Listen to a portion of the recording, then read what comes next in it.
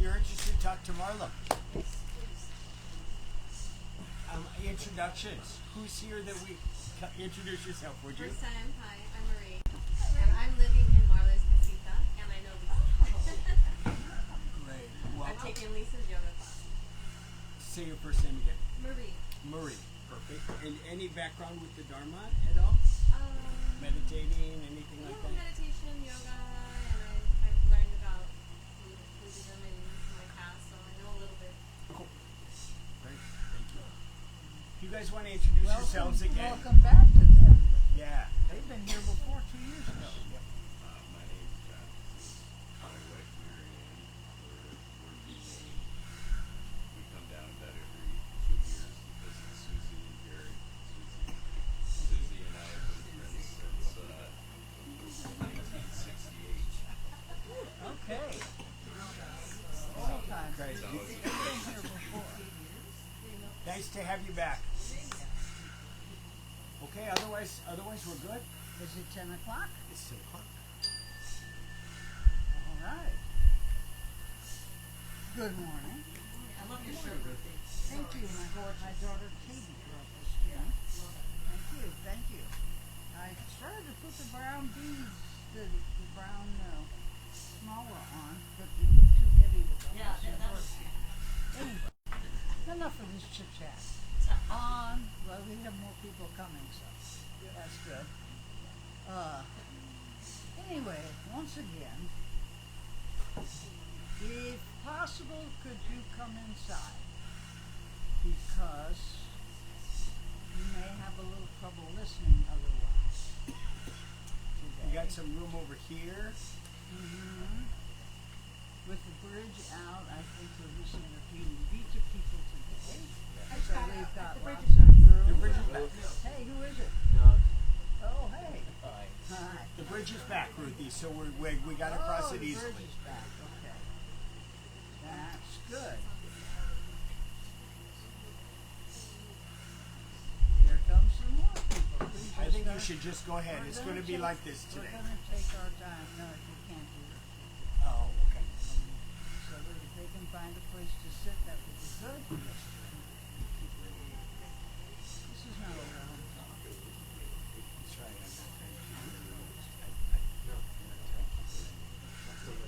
Okay. So Now anybody, be here now.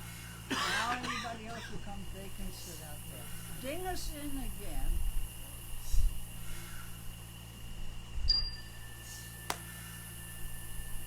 And once again, good morning.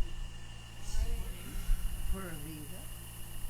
And welcome to this week's Dharma Talk here at absolutely beautiful Bali Rica, an absolutely beautiful Costa Rica morning.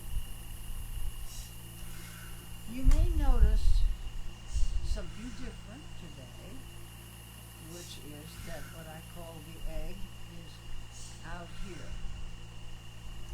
That's because our format is going to be somewhat different. This is a prop. It will be explained, so you will know what it is, but it's very soft sounding, so you'll have to kind of tuck in and make sure that you can hear it. If not, just raise your hand and we'll see what happens. Our topic today is concentration. This is the 8th step on the Eightfold Path. And today's talk concludes our series on the Buddha's underlying foundational talks on the Four Noble Truths. Normally, at this point, having welcomed and said what we are, we have some sort of meditation, usually just 3 minutes or so, of being still and silent, letting go of any cares and concerns we may have brought in with us this morning. Being calm, coming into our bodies, transitioning, in other words, from outer life, busy life, to being here completely now. It's a Mr. Duffy thing. I love James Joyce's character, Mr. Duffy.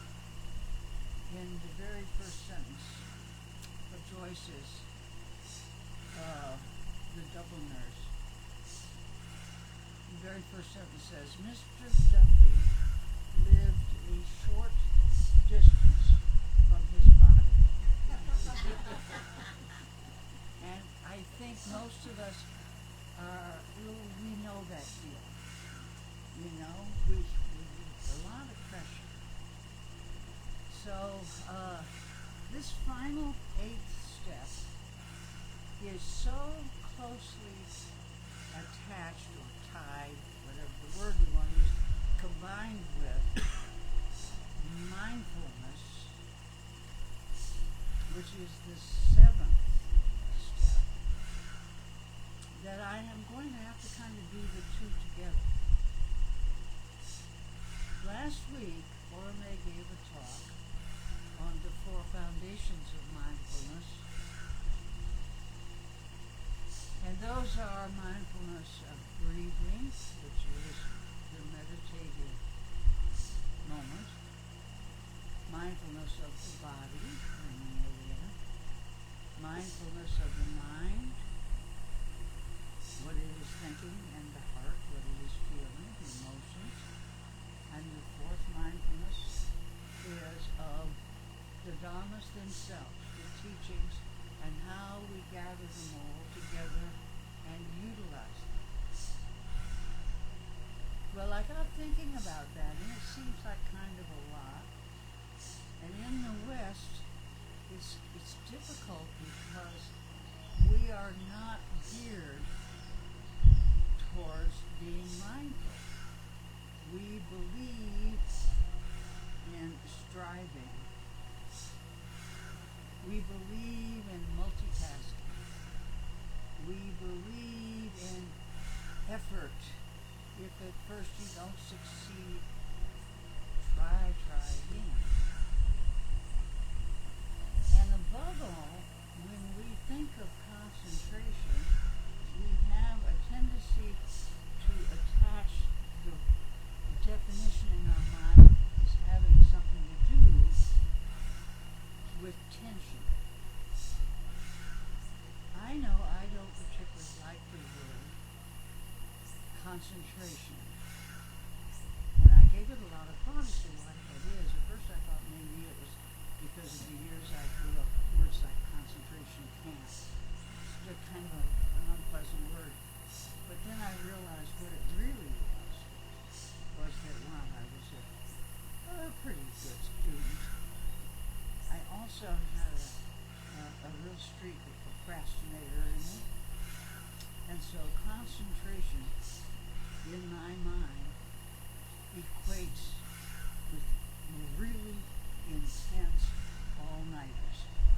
To finish the paper I hadn't finished. To prepare for the test when I hadn't read the book to test.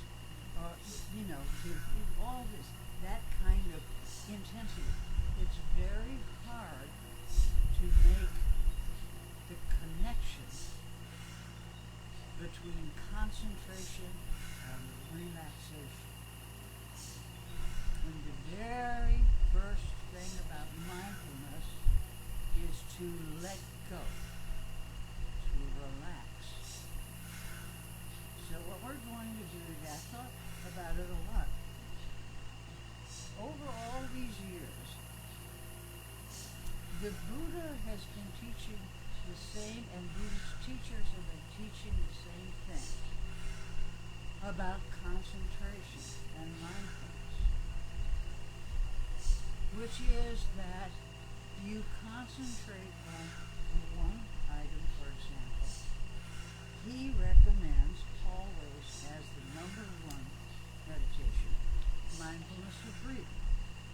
So you bring your attention fully to the breath. Breathe in, breathe out. You can count the breaths. You can take notice of whether they're short, they're long, and it's sort of shocking that counting it is popular, and it is very irritating because you find out right away that you have a great deal of trouble focusing your mind for more than 3 to 5 breaths. But it really isn't the breath that counts in our standard mindfulness of breathing. It's the bringing the mind back to the breath. So you're sitting there and you're counting the breaths, and all of a sudden you think, now turn off the coffee. And you think, oh, back to the breath. And you do, and after a while you're irritated. And irritation is not a good mix with concentration. So I had this bright idea, and we're going to try it today. We can figure out whether it works. This is my lifeline. It's very quiet. It's very steady. So instead of the breath being our object of concentration, I would like to everyone go into our usual stillness and silence and listen to the air. And when your mind wanders, and by wanders it could be you hear that sound and it takes your attention. Bring it back to the air. Bring it back to the sound. Now your breath does not go perfectly in unison with the ventilator. So just let your breathing be natural. Just let it come and go as it will. But if you note a bird, a truck, or whatever that is, some carpentry, hear it, note, no more. Back to the air. So if you wonder about your coffee pot, you don't then think, well, I think you don't embroider it, you don't expand the thought. You bring your concentration back to the object of concentration. This is called one-pointedness. And quite frankly, unless you can concentrate, you don't really get very far with the skill of what you're doing. The more, well, better said this way, the better you are, the more skillful you are at holding your attention one-pointedly on what you're doing, that your body is here now. You're in your body. You have set it in a position that's going to remain comfortable for approximately an hour, so that you no longer have to be concerned about it. And you've closed perhaps your eyes, or you've set them in a soft breeze. You place your hands in your lap or on your knees. You might take note that if you put your hands on your knees facing down, it feels quite different within your body if you turn them palms up. Can you feel that?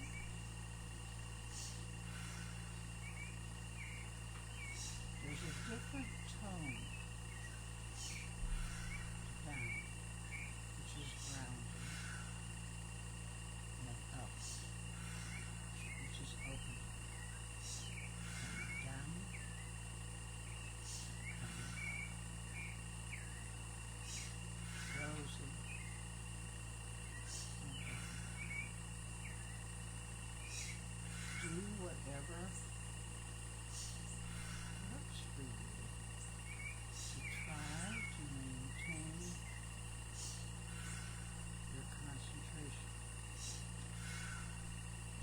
suggested that we do this for 5 minutes instead of our usual 3.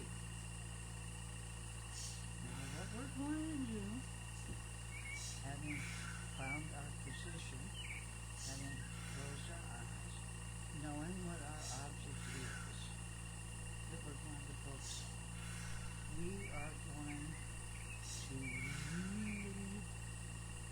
really be quiet.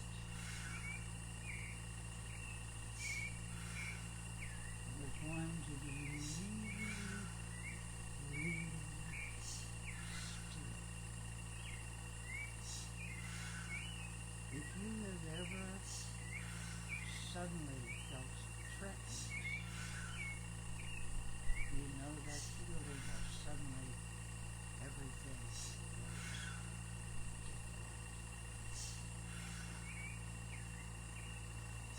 Your concentration becomes extremely acute. You hear everything. If it's not dark completely, your eyes are the only thing that move. Your body goes still. The hair on your neck rises up. You're in danger. You don't have to force concentration. Concentration comes with whatever captures our attention. So you're out of its normal realm when you sit down and consciously direct your own mind. This is a form of mind training. We also, just while we're at it, we know how concentration works when you have a sport. That when the baseball pitcher throws the ball, it's going 95 miles an hour. But the batter sees it going slow. He is so focused that things slow down. His total awareness is on that incoming pitch. So while it's going zip, as far as we're concerned, for him, he's focused. Everybody here kind of understand that or experience it? So one of the things you're going to do is observe yourself.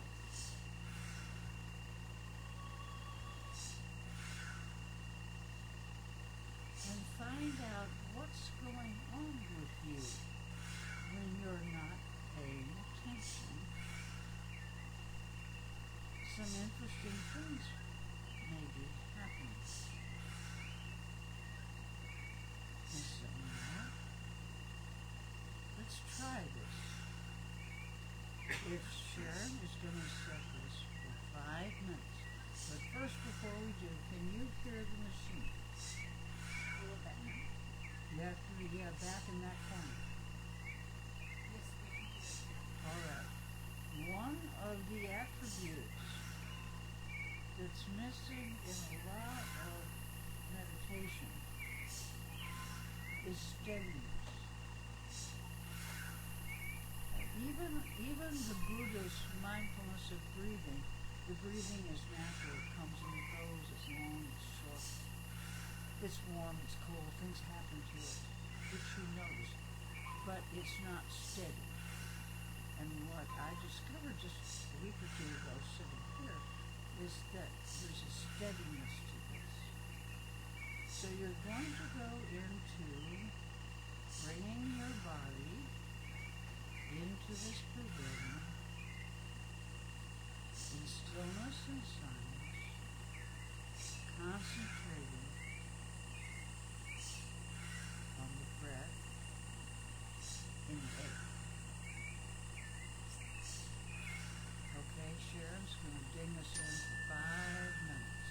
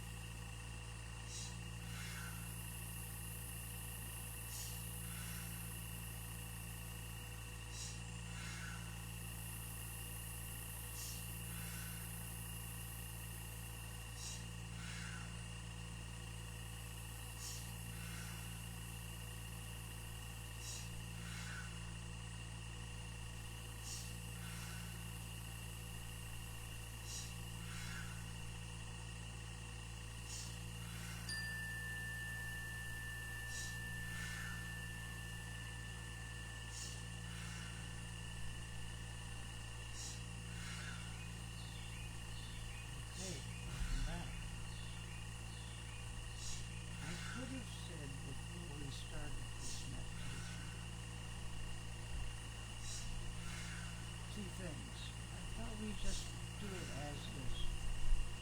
We'll talk about it in a minute. We'll talk about this. First of all, there are many, many types of meditation. This is a narrow focus meditation. There are other meditations that are broad. Where you place your focus is where you're going to take it. So if you're, whatever you're focusing on. But the type of the two most commonly taught and used meditations in Buddhism are shamatha and vipassana. This exercise today was shamatha. The word shamatha, sham means peace. It means serenity. It means calmness. And ta, matha, means place. It means where our mind is settling. In other words, it's often translated as calm, abiding. Let it pass.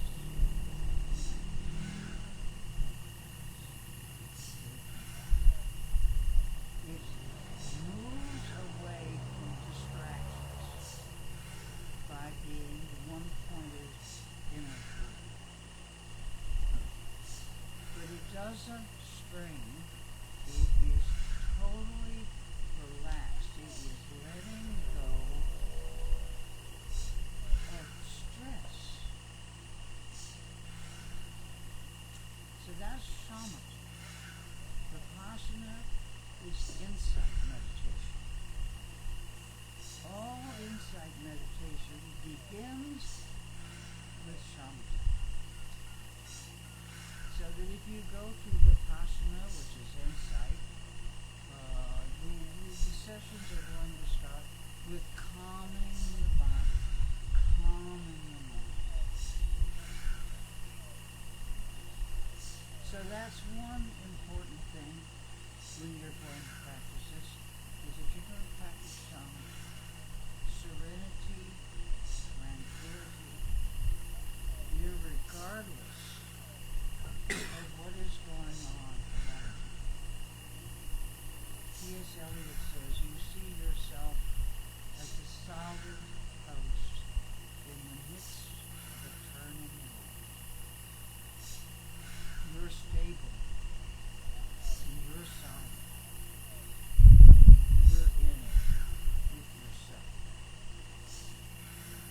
And all the distractions in the world cannot shake you. And ultimately, as shamatha develops,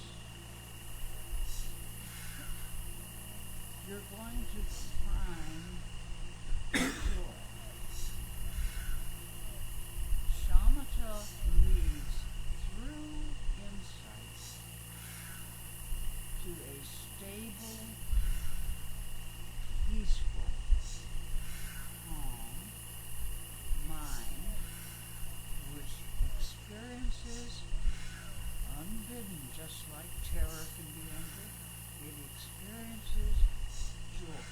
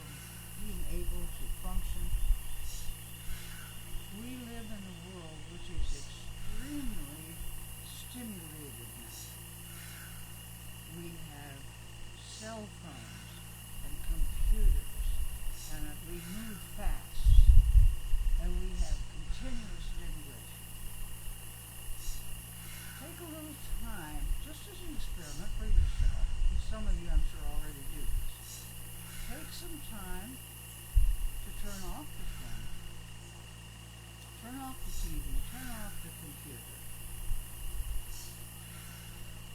and speak. And just be still. And just let the world play by.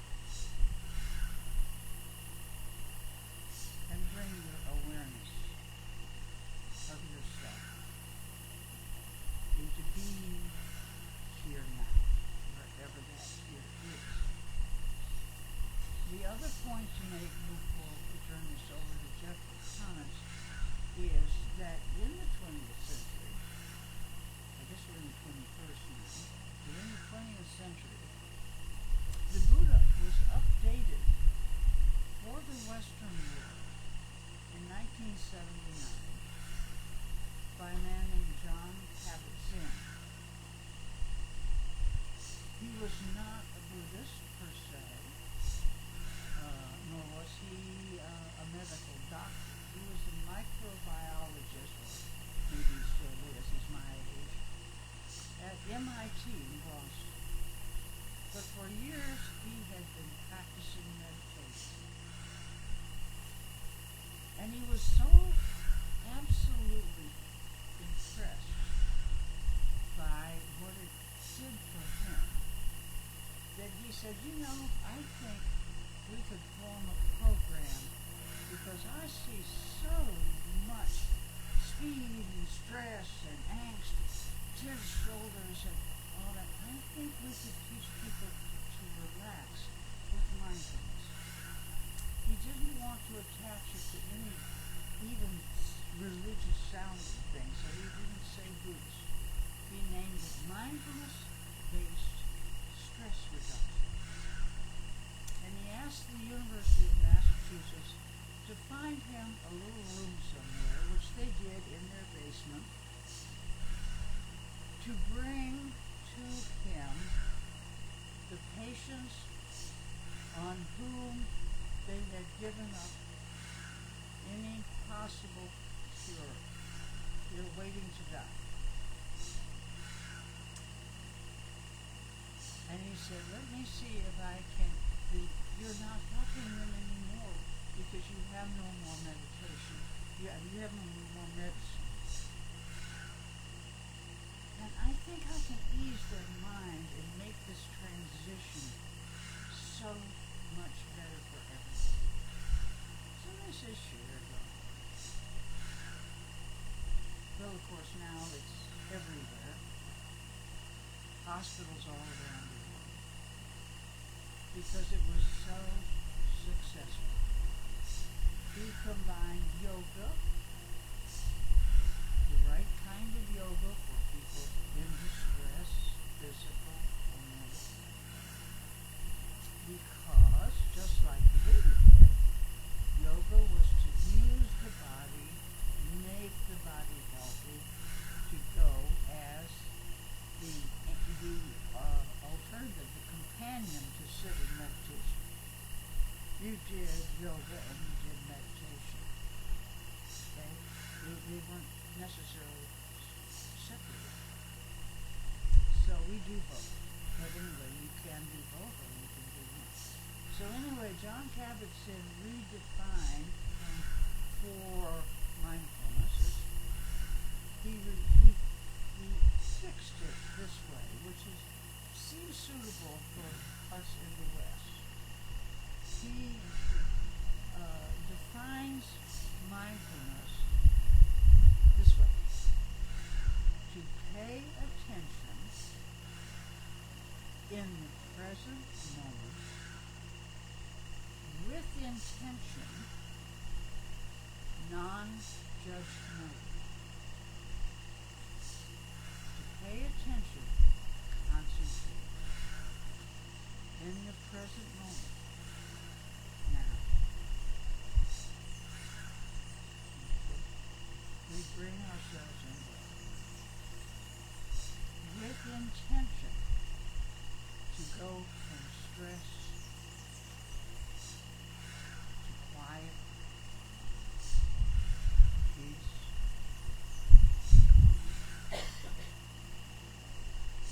to really experiencing what in our loving kindness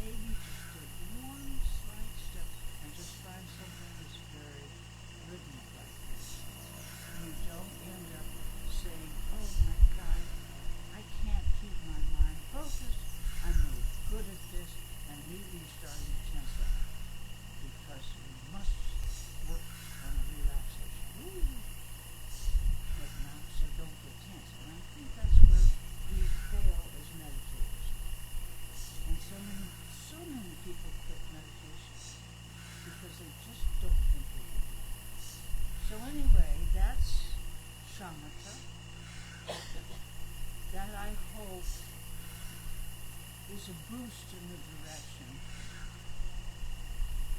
of taking our own lives in our own hands, in spite of whatever happens around us in this journey, so that we can actually experience detached embodiment. Mindfulness, concentration, detaches from all the distractions. So, if you find yourself being Mr. Duffy, if you just really find yourself clutching, anxious, worried, this is what you do. This is Buddhism. This is happiness. And his instruction is help yourself. Help yourself. There it is. So now I'm going to turn this over to Jeff, who is, he can do what I can't do. He can research and find the good words that I no longer can have accurately. I am paraphrasing. So please take it away, everybody. If you need to stretch, you're through with this section. And Jeff can go with comments or whatever you want to do from here. Okay? No, I think we'll do comments. I think the one question that I have that's pretty clear what you're talking about. I don't have just some different words to describe what you just talked about. Mm-hmm. What was the experience like for you in those 5 minutes that were like, I'd like for us to share on that rather than go off on some other thing connected to concentration? What was that like for you? Anybody want to share? Mara? I really like having an outside source of my thinking to concentrate on. And so I think I'm going to go online and see if I can find something that sounds like that.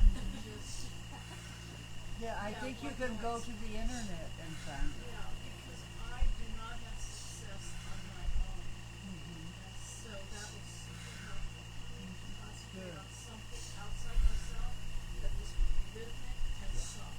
Good. Good. Very good. That's what we wanted.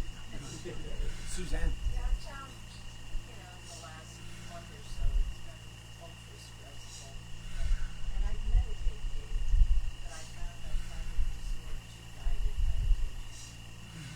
Because just to bring me into this space.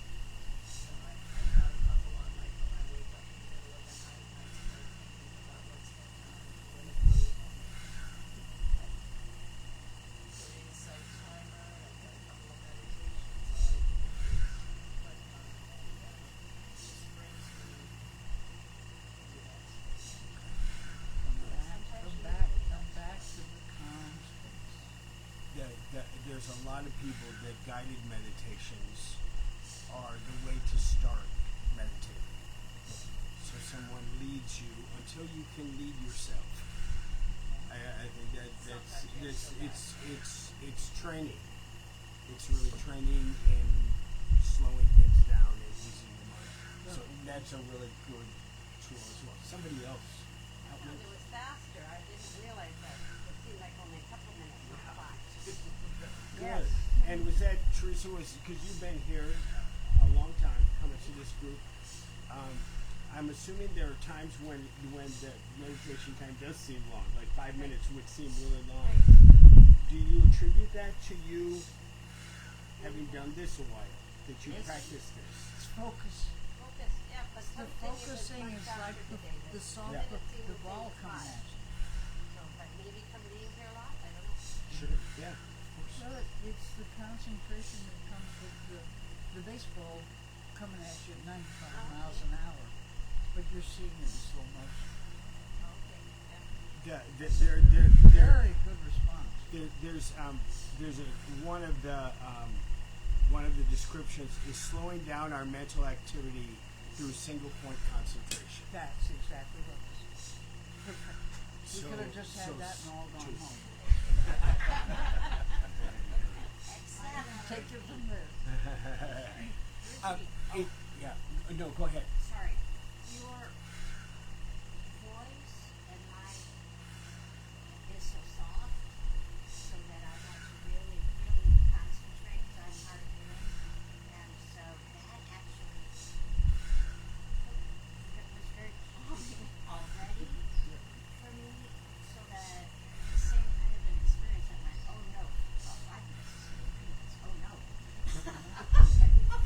And it went really quick, and then I did the thing we talked about, which was breathing in, I calm my body, breathing out, I smile. Sure. Whatever. Very Whatever, right? Whatever you Very decide good. it is, No, that'll she work. has it. That's a very good one. That's Thich Nhat Hanh. Thich Nhat Hanh, You yeah. mentioned it to me the other day, and it's a, say it again.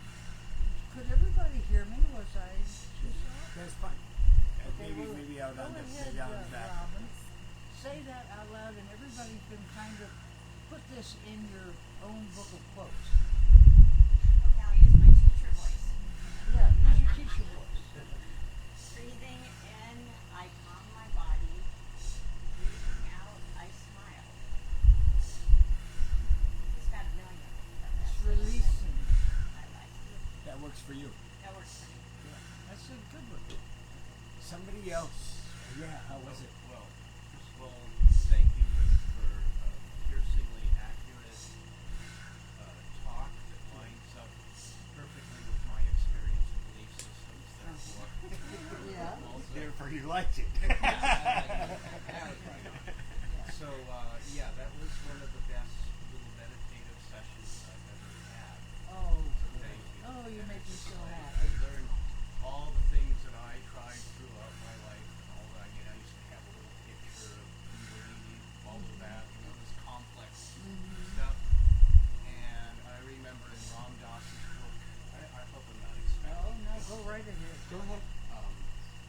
He's leading a meditation group in New York City, and all of a sudden the firehouse next door, the alarms go off, ding ding ah, and these trucks go up, and everyone goes, oh man, and this is, what's the problem here? The city of New York is giving us this energy, you know? Yeah.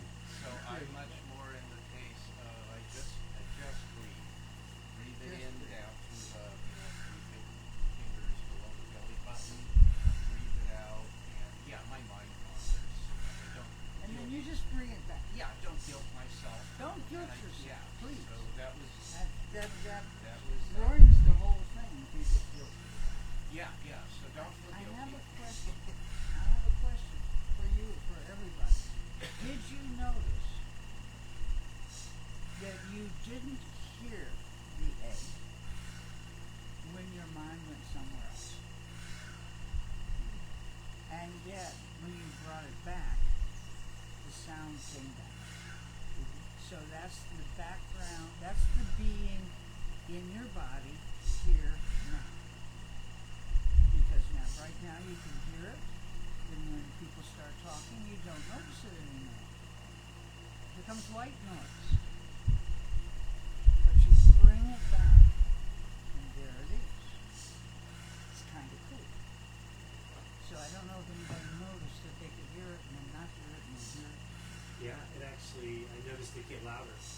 The more focused I was on it, Yes. I was like, I could hear it like that much better and Yeah. louder and clearer. So that's one thing you can look for if you have something rhythmic that shows you.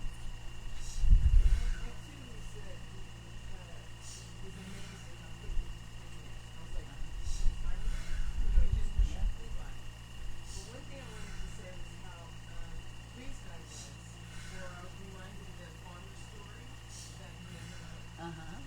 And here you are, and you're on this ventilator, and yet it brings us to this place of knowingness. And so you know, it just kind of fits into this. Happiness hose.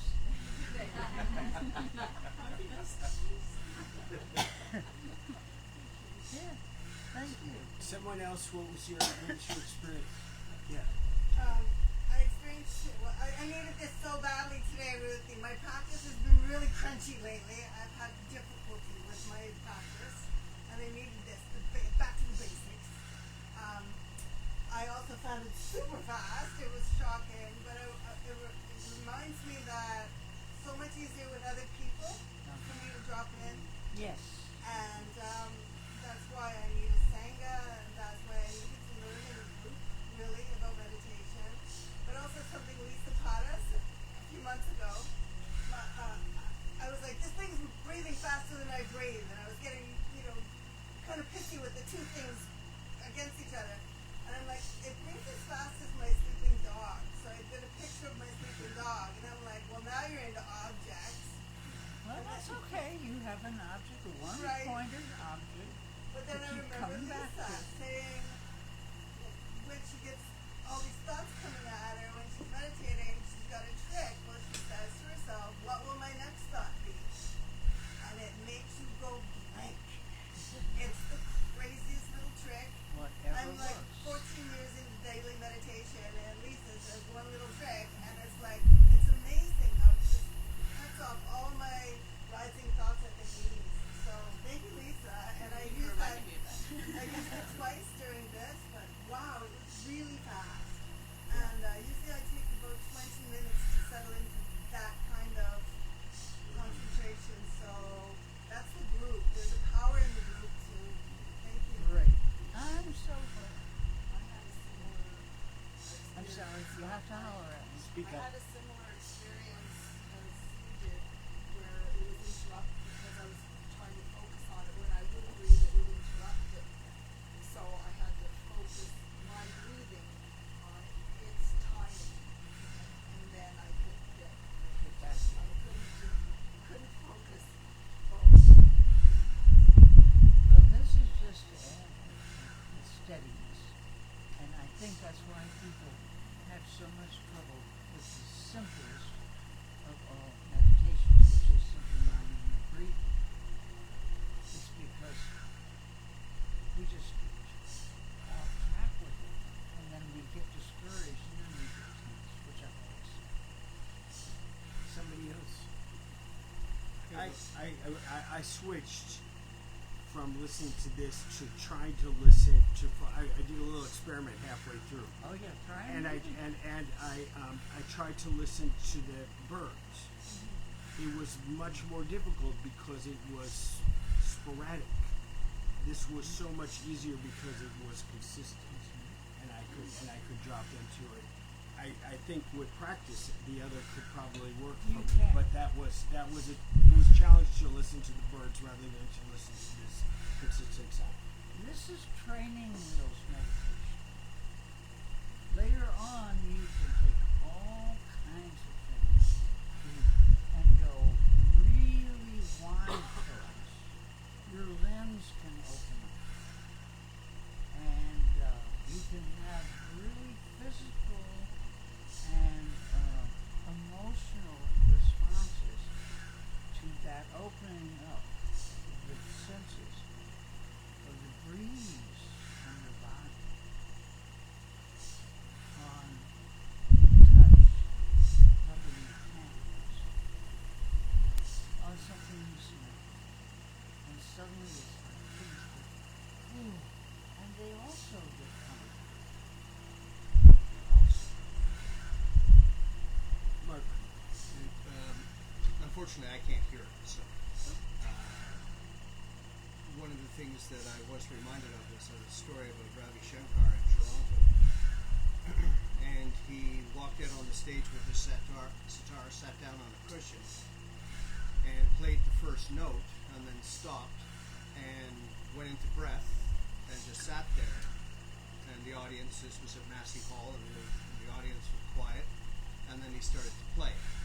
But he played each note very, very slowly, and then combined it with another note very, very slowly. And after 40 minutes, he stopped, and he took a breath, and he got a standing ovation. Like, people were like blown away what happened. And he was interviewed afterwards and said, I don't remember anything like that. What inspired you to play that? And he said, I sat down on my cushion and I realized nobody had tuned the sitar, so I tuned it. Nobody had what? Nobody had tuned the sitar. Oh. He was completely out of tune from all the travels. So he just focused on the moment of tuning the sitar, and it took 40 minutes to get it into playing situation. Now that's a professional. But he was so in the moment and so in the notes and the consistency that everybody followed along, and he was able to carry That's them all really into deep interesting. meditation. Well, one thing that I didn't mention, I'll just toss it in, because this is something about this concentration. That it can attract other people also. But shamatha, eventually when you do it a lot, starts making things happen that you didn't expect. Suddenly things begin coming up from, I told a story of my mother's finger in my face when she's standing. You begin to have Keep speaking. okay. Things can get a little woo-woo. Okay? You can start getting some basically very, very psychedelic responses, but they're not scary ones. There's nothing frightening about them, but they are, that's where the insight doorway is. That when you are calm enough and quiet enough, things happen, and they're all good. You find out the answers to questions, which is a story I've told so many times about meditating to that point. The first time it happened to me was that I could never say in our meditation, may I be happy. I could say, may you be happy, may you be happy, may you be, but I would jump it when it came to myself. And sitting with no expectations of anything in shamatha meditation, mindfulness, calm meditation, my eyes were closed, and all of a sudden, this thing appeared in front of me. It was as much flesh and blood as this. I saw it was my mother.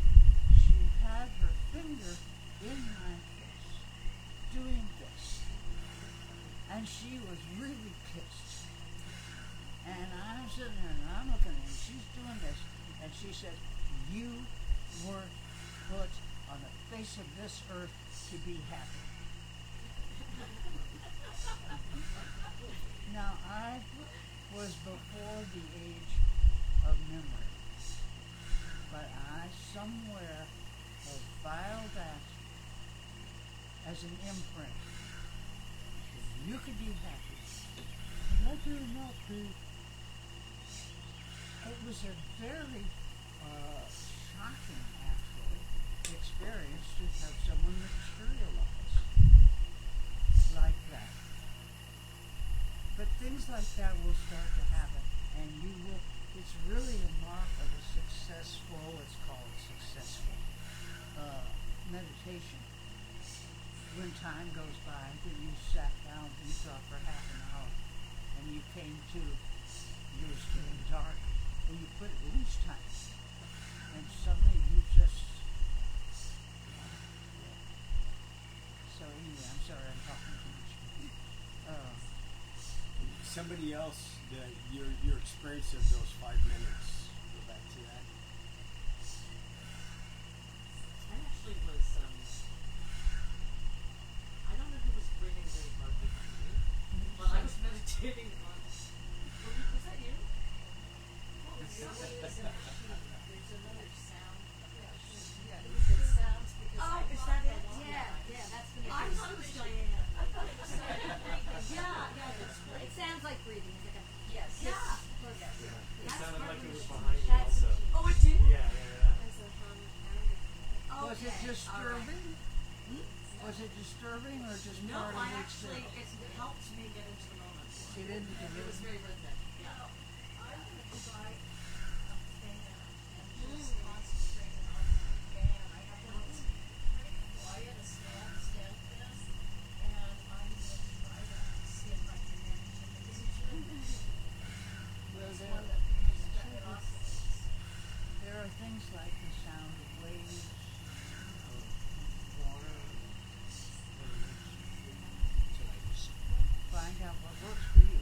This is all extremely personal. No one can do it for you. I use insight meditation. The timer itself, not a guided meditation, the timer has a choice of sounds. And one of them is deep om. You sound like you're in a Gregorian monastery, and they're making ohms, and it goes really well with my breath. And it's insight timer is free. There's some stuff to pay Is it for, called but Insight Timer? Insight Timer, I'm going to take it yeah. down, so we'll put it on the Valley Rica Dharma Deep webpage. om is the name of the sound. It's really quiet. Insight, Timer. got it. It's an app. It's free. I mean, you can. There's plus that you can like some, but most of it's free. Yeah. Good, we'll post that for you. Did you want to add something? Or were you stretching? Well, no, sure. I really like this one.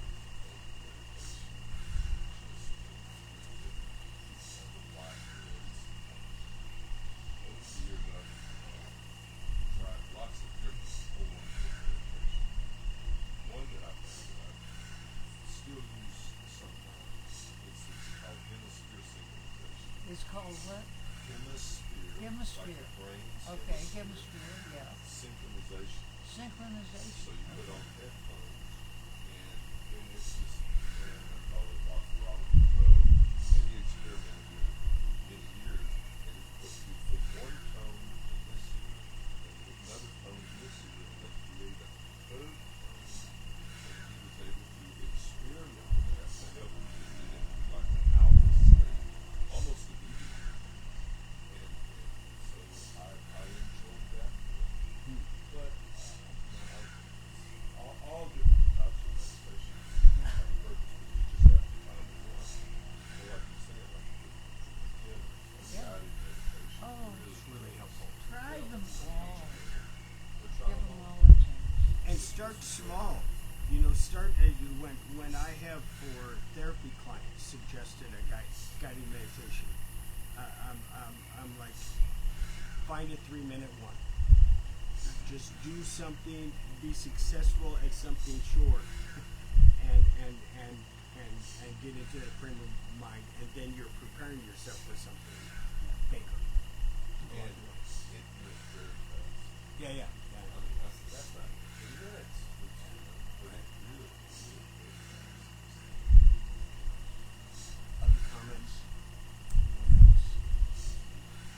I know you have some good quotes.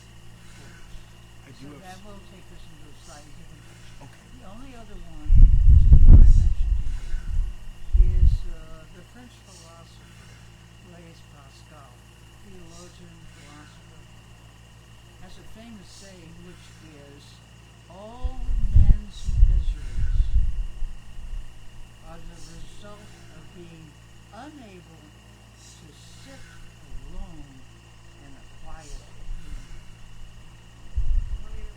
Quiet room. Quiet room.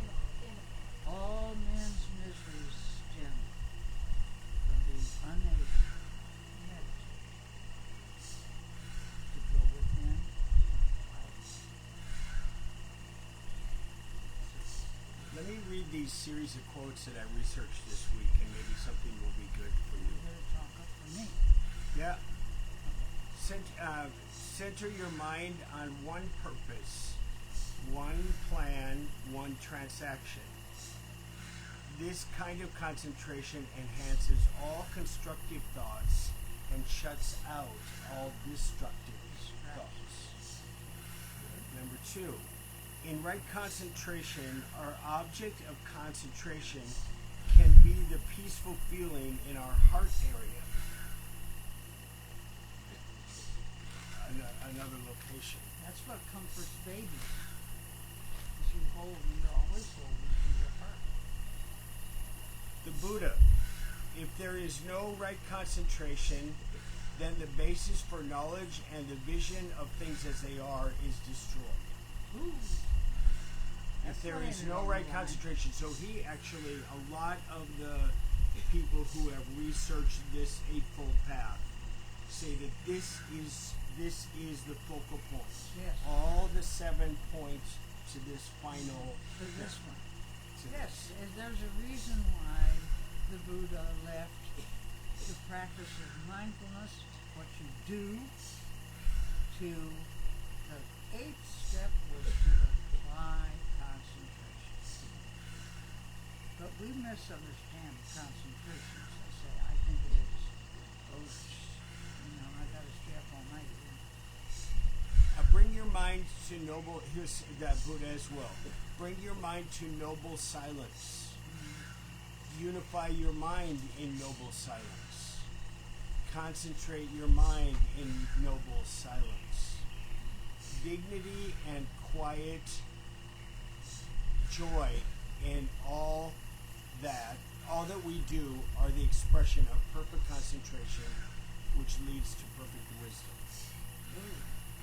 Could you read that again? Bring your mind to noble silence. Unify your mind in noble silence. Concentrate your mind in noble silence. Dignity and quiet joy in all that we do are the expression of perfect concentration and lead to perfect wisdom. Who said that? The Buddha. From the Harvard. It's largely mind training. Yeah, it is my training. It's brain training. From the Harvard Business School. Juggling, multitasking, and other forms of attention shifting are highly ineffective. Simply, the brain works faster and more accurately when attention is focused for a stretch of time on one thing at a time.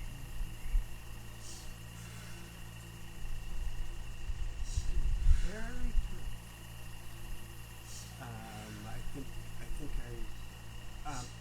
A contemplative life should pay equal attention to concentration, energetic effort, and equanimity, and not exclusively on one of those factors only. So this broadens the discussion.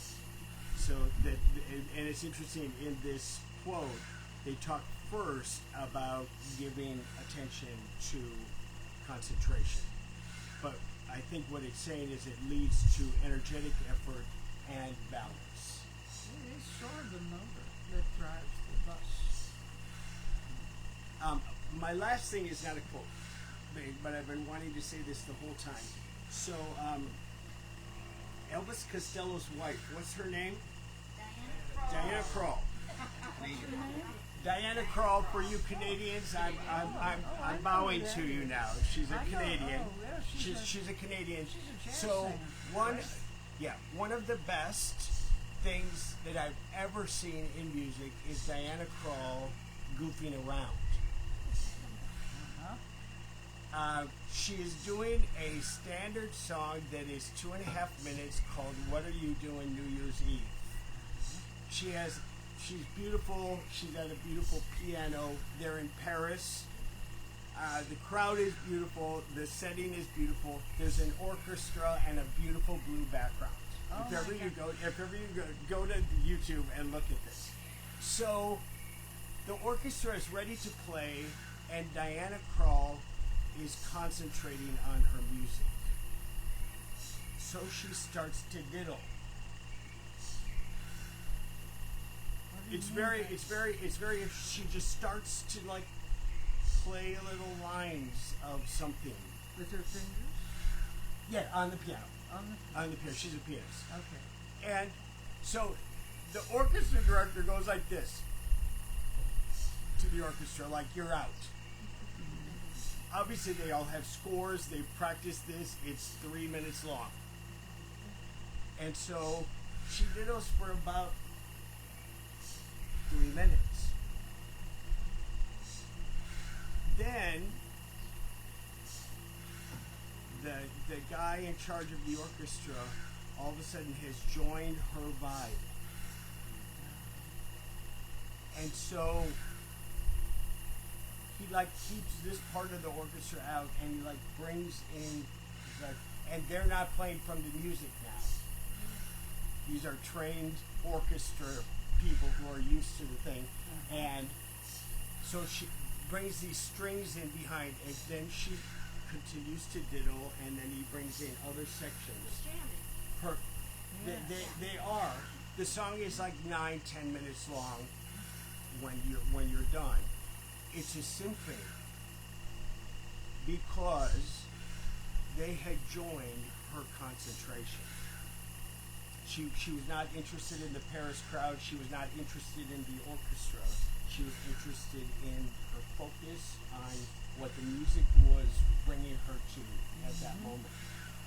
My point with all that is, if you want to be influential in the world, be a Diana Krall.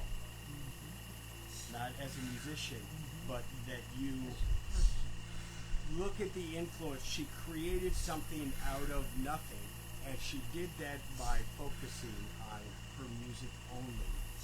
The external world did not matter at that point.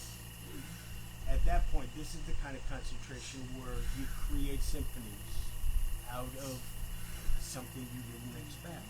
And I think concentration is the key starting point to that. So you cannot be distracted in any single pointed on what it is that you're doing, and then you'll be the most effective. What you just said and what you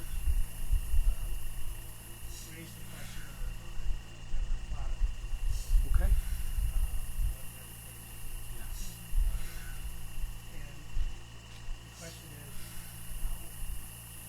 how important is it or not how important is it possible to have an intention Yes. have no two or both You can have an intention to have no intention. But those quotes about concentrate on one thing at a time. During a meditation, you concentrate on just whatever comes up, or can you go into it like Either one. sometimes go to sleep with a problem and then you wake up with a Right. solve. Either How one. do meditations work? I think the whole spectrum. If you're looking at MBSR, mindfulness-based stress relief, is to pay attention with intention. And the intention is to calm down, to come into your body and relax. So you have that intention. That's why you're there. That's why you're doing yoga, is to relax. So that's an intention. But you could stop anytime. You could stop in the traffic and say, my intention is not to be angry because the traffic is so hot.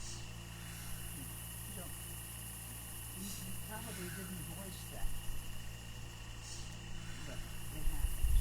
So perhaps the slowness of that is not being attacked. Say what? I said the slowness of that is perhaps not being attacked to the outcome. That's right.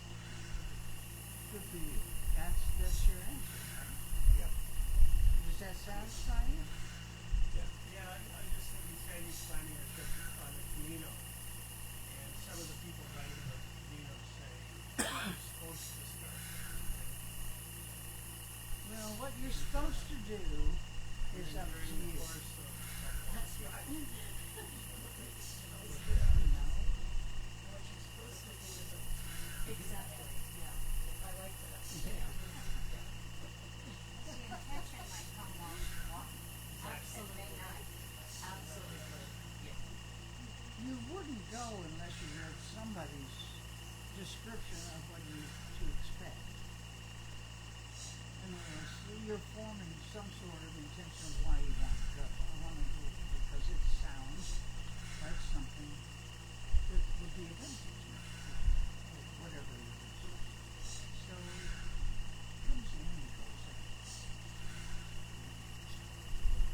With that meditation, I was thinking about experiment years ago. One of the benefits of meditation is when you get into the place of the concentration, you're deep, your thoughts are clear and clean.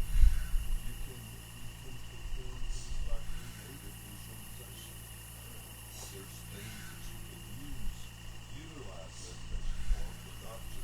it is a resting place. Right. And it's very powerful when you have that freedom. Well, that's the Vipassana part of those two things that you brought up. Now, all of a sudden, there's insights in the meditation. They just come up. All of a sudden, you know something that you didn't know by being quiet. Things resolve themselves somewhat like having a problem and specifying it and sleeping on it, and you didn't have the answer when you went to bed, but when you wake up, you have it. Yeah. So that's where the two main streams of meditation come together.